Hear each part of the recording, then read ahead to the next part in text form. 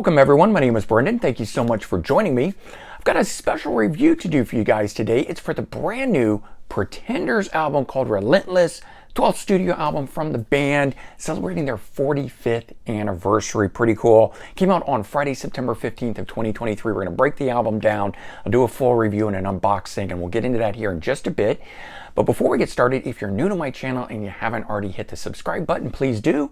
Also leave a comment, hit like, all those things do help support my channel. And of course, if you turn on notifications, you're going to stay up to date on really cool episodes just like this, where we're reviewing a brand new album by the Pretenders. And what could be better than that? So as always, I like to give you guys a little bit of history and context about the band itself before we actually get into breaking it down.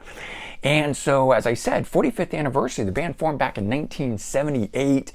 Now, the cool thing is that prior to Chrissie Hynde forming the Pretenders, the front woman who's, been there since the get-go, she was in early versions of three other iconic bands: the Sex Pistols, the Clash, and the Damned. And I don't know to what degree, but I have heard that she's been part of those very early versions of those bands and things, which I think is pretty cool. And of course, just goes to show you what a class act she is and the amount of talent she has and so forth. Now, that was all before forming the Pretenders in 78, and their debut album comes out in 1979, self-titled or called One, depending upon how you want to perceive that, but it did feature a big hit off of it, Brass and Pocket. So the album would go platinum, which is very cool.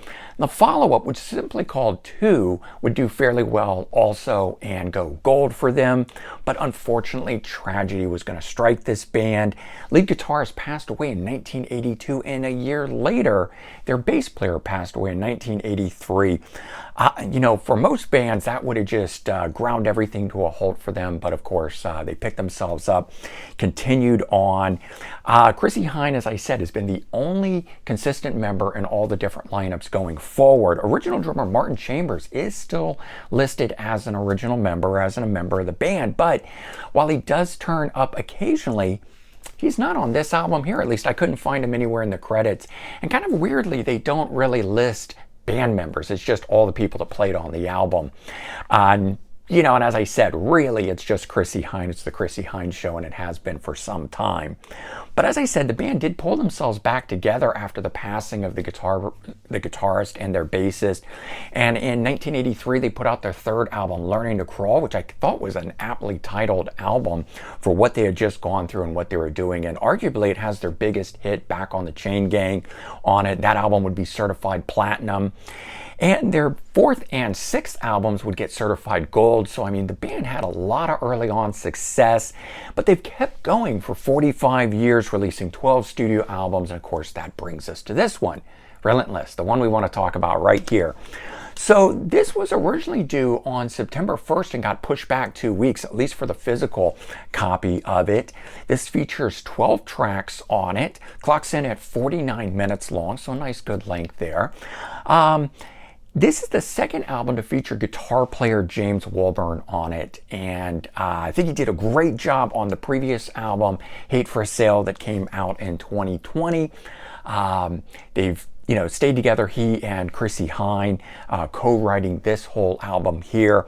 Interestingly, during the pandemic, they learned to work remotely together and opted to continue doing that on this album here. So I have to wonder if that really played into the overall sound of this or not. And I'm going to get into that a little bit more in just a bit here.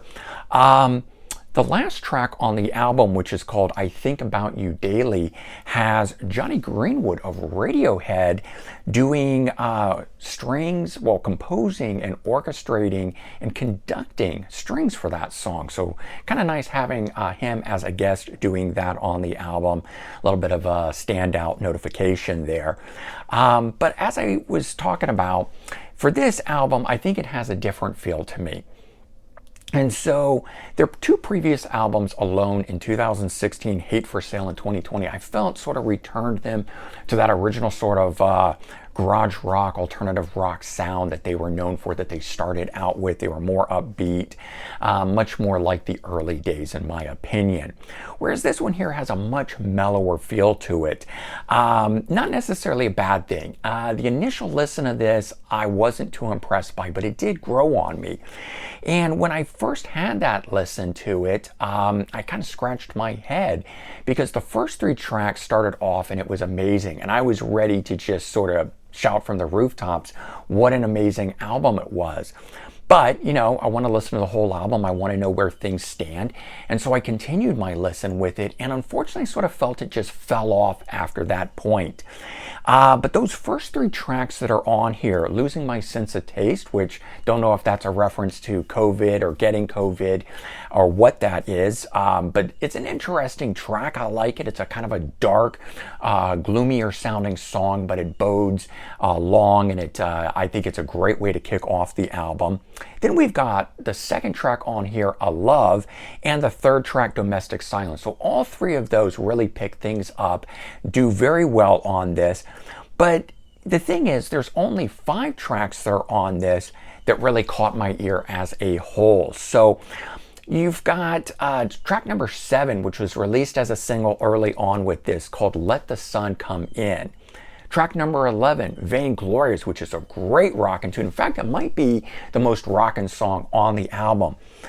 But everything else that's on here is sort of middle of the road, very melancholy, very mellow kind of stuff. Certainly something that the Pretenders are used to doing. This isn't out of the ordinary. I just felt that this album had more of that than some other albums that I certainly attached myself to and tied into more than others.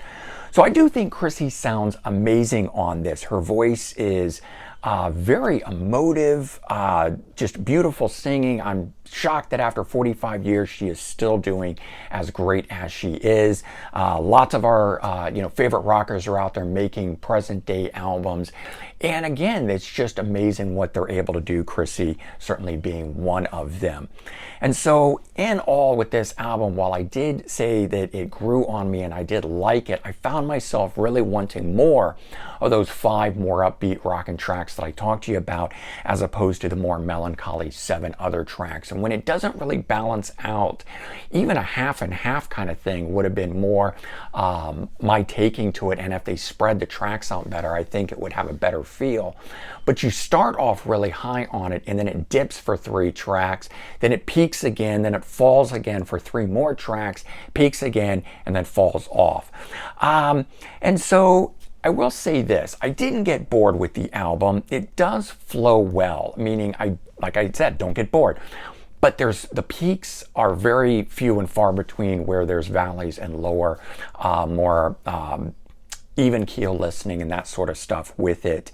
But it does work. I did like it. I do enjoy it. I put it on, listened to it multiple times, and as I said, I did not get bored with it. So even though I'm talking about there being more mellow, slower, melancholy style of songs on here, I still felt the album was a good, solid listen all the way through. So let's take a look at this. This is the front cover of it, and I gotta say, I'm not really a fan of this. I don't know why. I think it's just the eye patch on the kid. Now, if this, which is painted on the side of a building, or at least it appears to be, and when you open the album, you can see it there, supposedly painted on the side of a building. I don't know if it's real street art. If it is, I buy into it a lot more. If it was just created for the album cover, digitally imposed onto that to look like that, then I don't know. But you've got this little kid with boxing gloves and an eye patch. I don't really know what that means. If you know what it means, let me know. But I don't really see how that ties into Relentless. That being said, that's fine. It's a Pretenders album cover, and some of them have never made sense to me. There's the back side. One thing I'll say is, so first of all, it is cardboard packaging, which I'm not really a fan of. I prefer the jewel case versions, but it's also that size of packaging that doesn't match standard jewel case sizes, so I always get a little bugged about that. No big deal though. There's the inside of that. There's the back side. It does come with a booklet in here, or a poster, depending upon how you want to think about it. So you get all the lyrics and everything on one side, and it's interestingly done, and that's cool. And then you get this side of it here with all the different people that played on the album. And as I mentioned, it doesn't really list band members. But as you go around the top, you get all the names of the people that played on it. And you get the two main people. You get Chrissie, you get James, on here and stuff, and you get all the other people around it. So very cool collage. I do enjoy that, but I prefer to get a list of the band members, even if they just listed Chrissie and James or whatever. I'm not sure what they're thinking. I'm sure this is more a matter of sort of obscure who's in the band. Let it just be the name. Don't get into all the other stuff. And there's a lot of bands, quite frankly, that are out there doing that because most people don't care if it's not brought to their attention. And I kind of feel that's what was happening here. That being said, bottom line on this album, while I said the album is a bit darker, mellower, I still feel the band has not lost any of its power. And of course, really when I say that, I'm saying Chrissie. This album carries through all the way on it. I think it's good. Chrissie and the band sound amazing playing.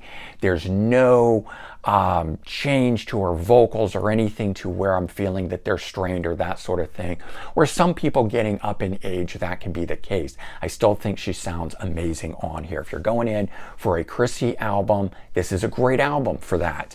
I will say this, I don't think the album is for everyone, but I believe most Pretender fans are going to find this one very interesting as it's got a different feel, and I do like that. I do like albums that change.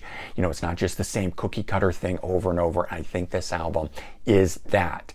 Is it as rockin' as maybe we want it to be? No. But is it a great album? I still think that it is. And so I think if you're looking for something a little different, maybe give this a try and give it a listen. Check it out. See if it works for you. I think you might be pleasantly surprised the way I have been as this album is slowly growing on me. So there you go. Brand new review for the brand new Pretenders album Relentless that just came out this past Friday, September 15th of 2023. Certainly let me know your thoughts. Let me know what you think of this album here, if you plan to buy it or if you bought it, and your thoughts, maybe how it compares and that sort of stuff, because I could be, out in left field, who knows. I've read a lot of reviews on this already and people are praising it. I am praising it as well, but of course I gave you my honest take on the overall feel of it. So, all right, everyone, take care, have a good one, and I'll talk to you soon. Bye-bye.